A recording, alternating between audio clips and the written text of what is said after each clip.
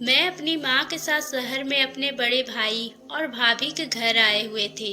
मेरी भाभी पायल दिखने में बेहद खूबसूरत थी। जैसा उनका नाम था वैसे ही उनकी खूबसूरती थी।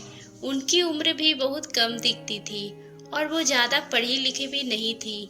मेरा भाई एक बड़ी सी कंपनी में मैनेजर के पद पे काम करते थे। मेरी भाभी दफ्तर में भी भाई को जब खाना पहुंचाने जाती थी, उसे देखकर ऑफिस के सभी मर्दों की लार टपकने लगती थी, चाहे वो बड़े से बड़े पोस्ट पर क्यों न थे। उनकी जवानी के दीवाने हर कोई था, पर मेरी भाभी ने आज तक किसी को भी अपने पास भटकने का मौका भी नहीं दिया। उनके पास जो भी जाता था उसे अपनी संस्कारी बातों से किसी की हिम्मत नहीं हो पाती पायल भाभी से कुछ भी बोल सके। इसी तरह से दिन गुजर रहे थे कि अचानक मेरे भाई की सड़क दुर्घटना में गंभीर चोट आई थी और मेरे भाई को अस्पताल भी ले जाया गया। वहां डॉक्टर ने बताया था कि उन्हें ज़्यादा चोट के कारण वो अब चल नहीं सकते हैं और उनकी देखभाल अब घर पर ही अच्छे से किया जा सकता है। हम सभी पर तो जैसे दुखों का पहाड़ ही टूट पड़ा था, क्योंकि घर में कमाने वाले सिर्फ मेरे बड़े भाई ही थे। मैं तो सिर्फ 18 साल का ही था और मेरी कॉलेज भी होती थी, इसलिए मैं कॉलेज से ज़्यादातर पढ़ाई पर ही ध्यान देता। बाकी घर परिवार की जिम्मेदारी मेरे बड़े भाई के कंधों पर ही थी। जब भाई अस्पताल से घर आए तो भाभी के मासूम से चेहरे पर दुखों का पहाड़ टूट पड़ा था। वो रोए जा रही थी। उन्हें रोता देख मुझे बिल्कुल भी अच्छा नहीं लग रहा था। मैं सोच लिया था कि किसी भी तरह अब मुझे इस घर को ही संभालना होगा। मैंने पढ़ाई छोड़कर किसी नौकरी की तलाश में अब ज़्यादा से ज़्यादा वक्त घर से बाहर गुजारने लगा था। तभी मुझे एक ऐसी जगह काम लगी थी जहाँ ज़्यादातर लड़कियाँ ही काम करती थी। उन सभी लड़कियों में मेरी दोस्ती मधु से हो गई थी। वह भी दिखने में बहुत ही ज़्यादा सुंदर थी। मैं जब भी काम पे जाता वो काम के बहाने मेरे पास आ जाया करती थी और उसके पास आना मुझे भी बहुत अच्छा लगने लगा था। मैं भी चाहता था कि मधु मेरे आसपास ही रहे। मेरे ऑफिस में मेरा बहुत मन लग गया था। मैं ज़्यादातर वक्त ऑफिस में ही गुजार लेता था। घर जाने का तो जैसे मन ही नहीं करता था।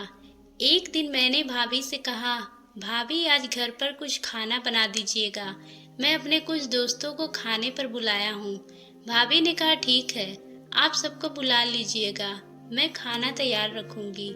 मैं जैसे ही ऑफिस गया वहाँ मुकेश भी किसी काम से आया हुआ था। वह मेरा कॉलेज का दोस्त था। हम दोनों साथ ही में पढ़ते थे। मुकेश का घर आना जाना अभी तक नहीं हुआ था, इसलिए वह मेरे परिवार से भी नहीं मिल पाया था और मैं भी छुट्टियों में गांव चला जाता था, इसलिए मैंने भी कभी उसे अपने घर पे नहीं बुलाया था।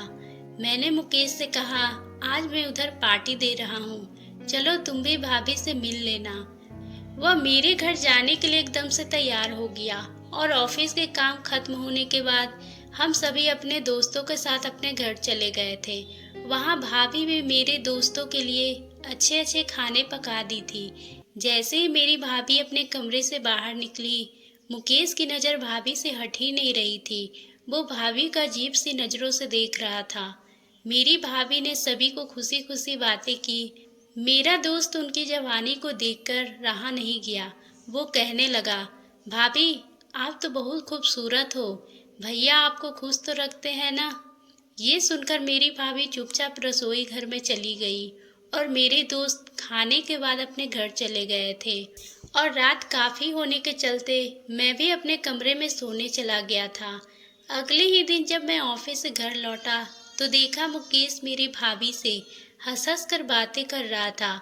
मुझे देखकर दोनों एकदम से चुप हो गए और कुछ ही देर बाद वो वापस अपने घर चला गया। एक दिन रात के समय मुझे भाभी के कमरे से कुछ आवाज़ सुनाई दे रही थी। मुझे लगा जैसे कोई भाभी से मिलने आया हो। मैं दरवाजे पर जाकर भाभी को कमरे में आवाज़ लगाने लगा। वो एकदम से शांत हो गई और उन्होंने काफ़ी देर बाद अपने दरवाजे की गेट खोली।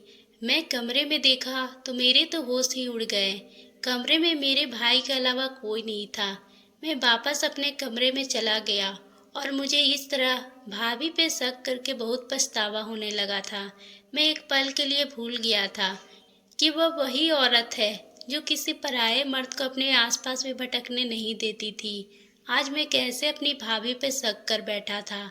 ना जाने मेरे मन में अपने दोस्त और भाभी को लेकर ऐसे ख्याल क्यों आ रहे थे। मैं अपनी ही नज़रों में शर्मिंदा था। अगली ही सुबह मैंने भाभी से कहा, भाभी मुझे माफ़ कर दीजिए। मेरे मन में ना जाने आपको और मुकेश को लेकर कहाँ से गलत सोच लिया था। भाभी ने हंसकर कहा, कोई बात नहीं धीरज, मैं जानती हूँ इस समय तुम्हारे भाई की जो हालत है वह तुम्हारे अंदर इस तरह के विचार पैदा हुए होंगे, पर मैं अपने पति से बहुत प्यार करती हूँ और मुझे यकीन है कि वो जल्द ही ठीक हो जाएंगे। मैंने अपने भाभी से कहा, आज के बाद बिना सच्चाई जाने कभी किसी पे शक नहीं करूँगा।